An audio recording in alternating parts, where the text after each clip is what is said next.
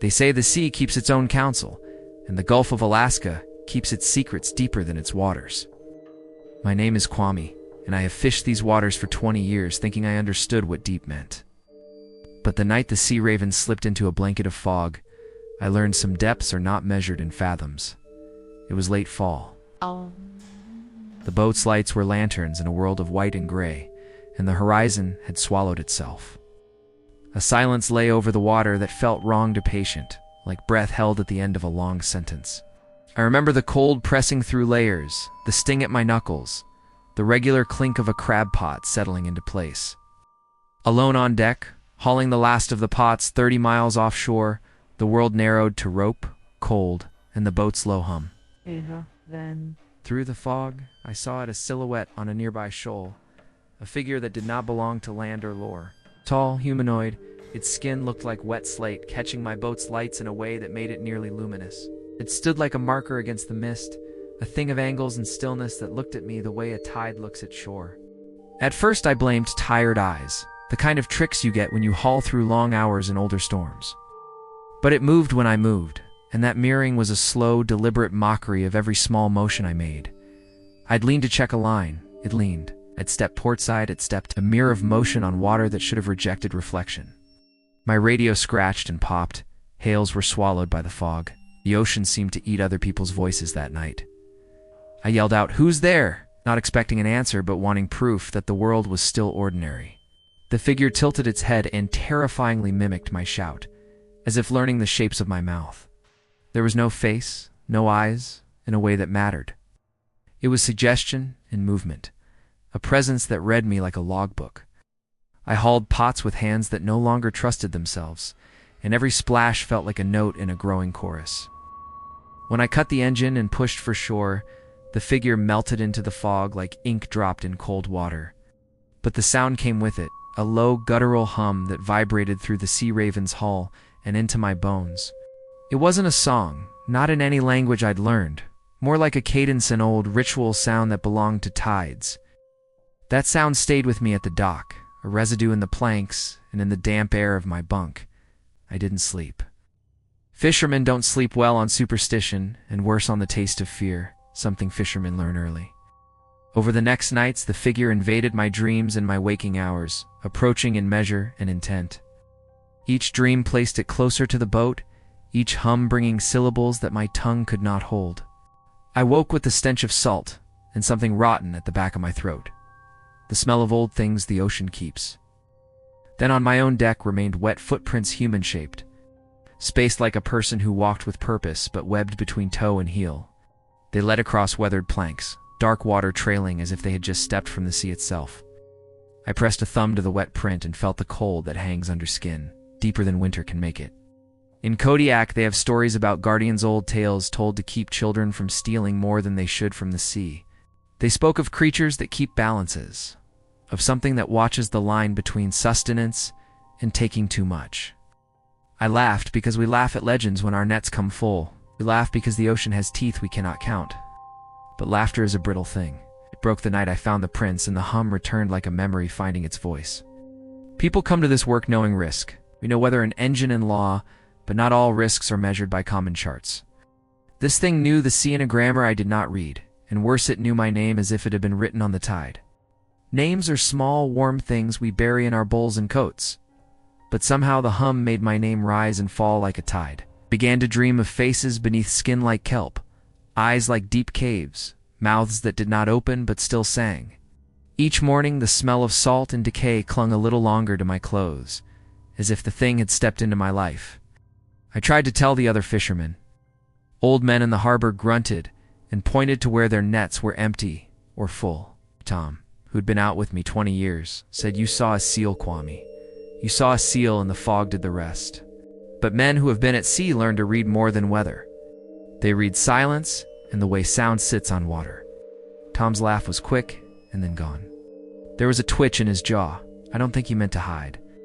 I started to avoid going out, to keep the boat tied and the engine quiet and the world a little smaller. But the sea is a patient creditor, wants what it expects from you, and absence is a debt that collects interest in strange pressures. The dreams evolve, no longer just visits. but lectures in a language of wet and breath and rhythm. The figure gestured in dreams, pointing at lines on my palm and at charts I had folded 100 times.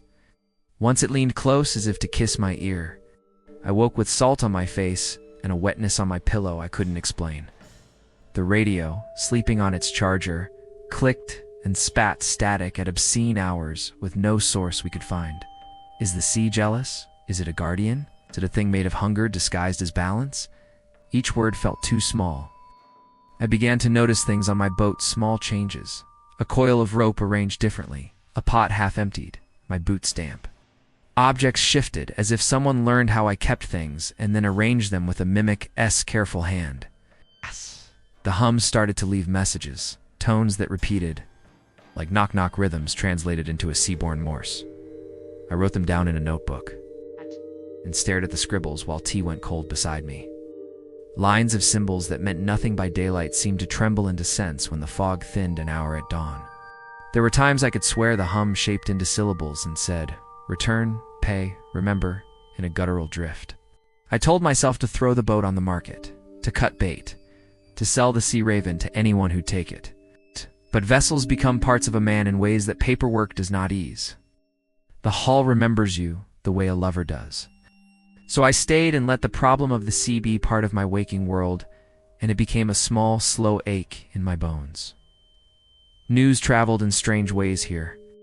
A woman in the diner asked if I'd been sleeping and whether the sky looked different. They smoothed the story into something simpler. Man spooked by fog, a dream, a bad night on the water. Only a few see beyond the surface. Only a few listen to the way the ocean arranges its sounds as someone arranges a room. And then, 2 weeks after I first saw the figure, a mail plane passed over late, its single engine a hollow drum above the harbor. Tom waved up at the sky as if to show the world a normal thing doing a normal job, and I felt a pressure in my gut like a hand. That night, the hum changed. It was no longer only a song. It was words, clearer and less forgivable. It threaded through my dreams like a needle and stitched my name into patterns that woke me with the cold at my ribs. I began to dream of the shoal itself, a place on maps labeled with nothing, but a depth and a note that men had steered clear. In dreams, I walked there. But the walk was always from the boat to a place between foam and rock, where light breaks strangely. The figure waited with others then, dozens of lean shapes cut out of the fog like stakes driven into water. They did not move like a herd. They moved like a single thought arranged in many bodies, all bent toward me. I woke with salt in my mouth, and the solid impression that I had been invited and had not understood the invitation. A knock came at my door that morning, a slow, measured rap that sounded like knuckles on wood underwater. When I opened, Tom stood there, eyes hollow with a look he did not show often, and said, "We found your marks on another boat. The harbor is small enough that secrets are currency," and Tom's voice made it feel like a debt had been noted. We drove the harbor at dawn to the other vessel, a rusty trawler with nets like open mouths, and saw the same webbed prints on its deck. They led from the railing to the cabin like a procession, wet and deliberate, and stopped at the bunk like a marker left by a caller. Someone had found a scrap of cloth snagged on a nail, dark, odorless, yet cold when held, as if it had kept winter in its fibers. Tom didn't want to say what the cloth looked like, but his hands folded in a way that spoke of winter skins and nets. We searched the waterline for weeks, and asked pilots and old-timers about signs and omens. Answers were cagey and half-remembered. Some said it was a guardian, some said it was a culling, a balance you cannot change without consequence. I began to keep watch at night, a ritual I had never learned, but which the sea seemed to require, shifting like tides. On one night, with the moon a gray coin, the fog thick as breath, I saw the shoal again, and the figure stepped toward the water. It raised its arms slow as knots being tied and began to sing without moving its mouth, a sound that pulled at the anchor chain. My hands shook, but I did not flee. In a way, I wanted to know the shape of this thing that had read me so cleanly. When it spoke my name, a loud nod as I say it, but as the sea does, my name ripped through me like a winter current. I thought of all the nights I deset lines and left mothers with a basket full of crab, of the tiny economies that feed towns. Was the sea punishing? Or was it protective in a way we couldn't translate, enforcing an old ledger book none of us read? The figure lowered its head and touched the water. Ripples formed letters I felt rather than saw, each one pressing cold into my chest. The meaning was not kindness, it was accounting, a balance kept by creatures older than our claims. I made a choice then, the kind of choice men make when the ledger is signed in the margins with salt. I cut the lines and went ashore, and the sea raven's hull whispered a complaint like a name being erased. That night, I drove away from the harbor with my hands gripping the wheel so tightly that my knuckles turned white. And even though the truck's heater was blasting, the cold clung to me like seawater that had seeped into my bones. But it wasn't just cold, it was that same heavy pressure I had felt out on the Gulf. The weight of being watched and the sound of the sea raven whispering my name had followed me threading through the wind against the cab. So I rolled the windows up, turned the radio loud, and still, underneath the static, I swore I could hear it. That guttural hum deep as the ocean floor, pulling at me like a tide I couldn't fight. And by the time I pulled into my driveway, Kodiak was wrapped in its usual salt-tinged fog, but the fog felt different now. Thicker, deliberate, as if it was in tea rolling in from the sea, but rising from the ground itself to meet me. And my porch light flickered when I stepped out. A dull orange glow that fought against the mist and barely touched it, and I thought of the figure again, slate-skinned and patient, standing on that shoal like it had been waiting all along for me to come closer. And now that I had turned my back on it, it wasn't letting me leave. Because when I unlocked my front door, I caught sight of something on the mat that made my stomach churn a puddle. Not rainwater, not condensation, but briny, reeking seawater, and in the center of that puddle was a single fish scale, silver and sharp-edged, glinting as though it was still wet from the ocean, and I hadn't brought it there. I knew that. I hadn't hauled fish home, hadn't touched the sea since that night. So I stood frozen, listening to the creak of my own house in the fog, but beneath that creak, faint, deliberate, came the sound of dripping, like water falling one drop at a time onto wood, steady as a heartbeat, coming from somewhere inside the house. So I forced myself in, boots heavy, heart heavier. And each step through the hall felt wrong, because the air smelled like low tide. That rank mix of salt, rot, and something sour. And when I reached the kitchen, I saw that the sink faucet was dry, the counters clean. But the floorboards beneath the window glistened dark, soaked through. And when I knelt to touch it, the water wasn't cold like snowmelt. It was warm, almost pulsing. And when I pulled my hand back, my fingers smelled of decay. I whispered to myself, "It's in here," though I didn't want to believe it, but saying it out loud made it real. And that was when my phone buzzed violently, my pocket nearly making me drop it, and when I checked, I saw no number. Just a blank screen with a single line of text that scrolled across like an old pager. "Return to Sea Raven." And I froze, staring, waiting for it to vanish. But instead, the words began to repeat, scrolling again and again until the screen flickered and died. The battery completely drained, though I had charged it fully that morning, and I wanted to throw it, smash it. But before I could, a sound rose from the walls around me, a hollow vibration, low and guttural. The exact same hum I'd heard through the hull offshore, except now, it wasn't coming from beneath the boat, but from beneath my house. Through the very foundation, rattling glasses in the cabinets, buzzing against my ribs, and I staggered back toward the door. Every instinct screaming at me to run, and when I opened it, the fog had thickened into a wall, so dense that I could not see the street, not even the edge of my own yard, and in that fog was movement shadows, slipping left, right, circling. Shapes that were almost human, but stretched, elongated, as if water had warped them. And I realized with a sick twist in my gut that the fog was no accident, no weather pattern. It was cover.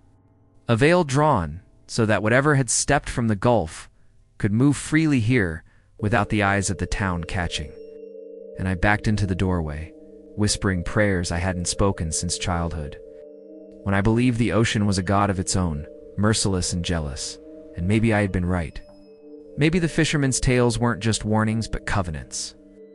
And I had broken mine by abandoning the Sea Raven, leaving her to sink or drift alone. And now, the thing that had stood on that shoal had followed me to land, demanding I return. Because when I finally gathered the courage to step into the fog, my boots struck not the gravel of my yard but something softer, wetter. And when I looked down, the ground had transformed into sand, dark and damp, rippling as if a tide were passing beneath it. and faint impressions formed with each ripple-webbed footprints. Dozens of them, leading away from my house in the direction of the docks, and though every part of me screamed not to follow. My feet moved anyway, like the tide itself was dragging me step by step back toward the sea raven, back toward the thing that waited, back toward a truth I wasn't sure I wanted to see but could no longer escape. The days after that night were a blur, but not the kind of blur you'd expect when a man's just tired or drunk.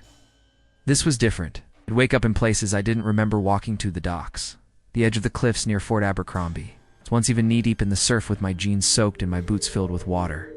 My body would move before my mind caught up, like something else was pulling the strings. And every time, the humming followed. It wasn't just in my dreams anymore. It was in the world around me.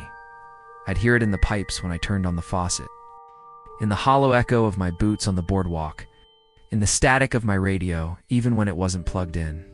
It was like the sound was hunting me, trying to close in. The strangest part wasn't just the sound, it was the smell. That mix of brine and rot clung to everything I touched. My sheets, my clothes, my skin. I scrubbed until my knuckles bled, but the stench always came back. And when I looked at my reflection in the mirror, I noticed something I hadn't before. My eyes, they were bloodshot, sure, but the whites weren't just red, they shimmered faintly, like the glint of fish scales. I told myself it was exhaustion, I was cracking under stress. But the fishermen around town, they stopped meeting my eyes. They'd nod politely, sure, but their faces carried something else, fear. They knew something. They just weren't saying. One night I couldn't take it anymore. I went down to the harbor and stood on the deck of the Sea Raven. The fog had rolled in thick, swallowing the horizon. I swear to God, the humming came from the water itself. I leaned over the railing, peering into the black surface below, and I saw them, dozens of shapes, just under the waves. Long limbs, glistening skin, eyes that shone like mirrors. They didn't move, they just waited. The humming swelled into something more, words twisting inside it, foreign yet familiar, scraping the edges of my sanity. I clutched my ears, but the sound wasn't outside anymore. It was inside me, inside my skull, vibrating my bones. And then, through the noise, one clear word surfaced. My name, Quay. It was soft, almost tender, but it froze my blood all the same. The water rippled, and one figure rose higher, its head breaking the surface. The same one I had seen before, skin like slate, glistening under the harbor lights. Its mouth didn't move, but I heard it again, deeper this time. Kwame. I staggered back, tripping over a coil of rope. The thing tilted its head, mimicking me again, just like it had that first night. The air grew colder, my breath visible in the mist. And then I swear I saw its lips curl, not in a smile, not exactly, more like a warning. The next morning I found claw marks on the hull of my boat. Not scratches, not gouges. Deep, deliberate slashes that cut clean through the paint into the wood beneath. Marks that said, we could have taken this from you, but we chose not to. That was when I realized DA wasn't just dealing with one, I was dealing with all of them. And they wanted something from me. The following nights blurred into each other like storm clouds, heavy and suffocating. I barely slept. Every time I shut my eyes, I was pulled under into dreams that felt less like dreams and more like rehearsals for something inevitable. The slate-skinned figure was always there, closer each night, its voice growing clearer. The others stood in the water behind it, waiting like an audience, humming that same low chant that had burned its way into my skull. And then, one night, I woke to find myself not in my bed, but standing barefoot on the cold deck of the Sea Raven. My hands were wet, my clothes clung to me like I'd walked through the sea itself. The fog was so thick it felt alive, curling around my skin like fingers. The humming began again, louder this time, so loud it shook the air. I looked over the railing, and there they were, surrounding the boat. Dozens of them. Their bodies broke the surface in perfect silence, their heads tilting in unison. Their eyes shone like moonlit glass, reflecting my own fear back at me. The leader, if you could call it, that the first one I had ever seen, rose higher until its chest broke the waterline. Its mouth opened, and instead of sound, seawater poured out, rushing across the deck, filling my boots. The smell of rot and brine wrapped around me until I gagged. And then, in a voice so deep it rattled my bones, It spoke. You take. You take. You take. Each word vibrated like thunder, shaking the metal of my boat. I wanted to scream, to deny it, but the truth hung heavy in the air. I had taken. All of us had. Crab, salmon, cod, halibut year after year, haul after haul, emptying the sea like it was bottomless. But it wasn't. Nothing ever is. The creature raised one long webbed hand and pointed at me. Its claws glistened in the dim light, sharp as knives. The water surged higher, sloshing over the deck, and then it whispered, soft but certain, return. Before I could ask what it meant, the fog swallowed everything. My vision went black. When I woke, I was back in my bunk, clothes dry, no trace of seawater on the floor. I thought Hope Tight had been a nightmare, but when I stumbled outside, heart pounding, I saw it. The sea raven tied at the dock, gutted. The deck was splintered. The hull was marked with deep gouges. Carved into the wood, as if by a blade, was one single word. Return. I haven't set foot on the ocean since. It doesn't matter. Sea comes to me now. The smell of salt and rot never leaves my home. The humming follows me through walls, through silence, through my very bones. And every night, when I close my eyes, I see them dozens of figures standing waist-deep in the surf, waiting. The leader always in front, whispering my name, reminding me of what I owe. I don't know how much longer I can resist. Because some debts, you can't pay with money. Some debts, the ocean takes in flesh. So if you ever hear that humming out there on the water, don't ignore it. Don't push your luck. Because once the ocean knows your name, it never lets you go.